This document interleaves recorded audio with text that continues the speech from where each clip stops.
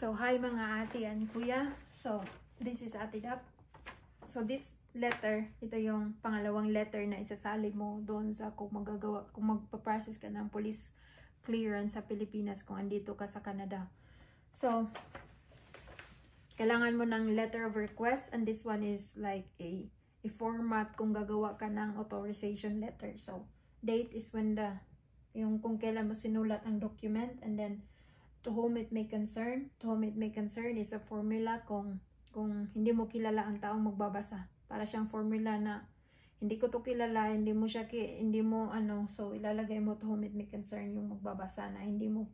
Yun, so dear sir, ma'am, and then I am my full name. Nilagay ko dito age and Filipino, and then edad ko that I am a Filipino and then currently working as an OFW in Canada, and then I am a child care live-in caregiver at this address. So address ng tinirahan, address ng amo ko. So I am writing to authorize. This is just a letter to inform them that the bearer of my requirements to process my police certificate is yung kilala ko, or to inform them who is this person na nagdadala ng mga requirements ko to process my driver's license certificate. So I am writing to authorize my sister, so it could be a brother or a friend or your mom or your dad, anybody na pwede na available na pwede mong pag-isapan. State their name in here, full name, and then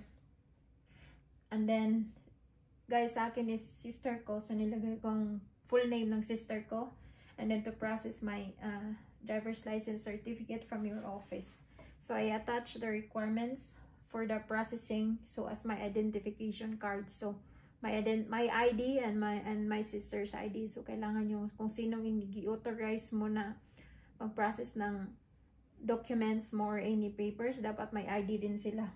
Kasi kung sinong pangalan nakalagay dito, hahanapan niya ng ID.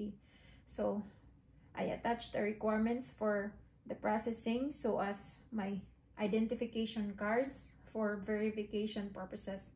Thank you for your kind response, and then respectfully, my name and my signature. Tapos picturean mo lang siya, and then isend mo doon sila na mag-print para dadalhin doon sa opisina kung saan magpa-process ng kailangan mong document. So, yun lang po. Thank you.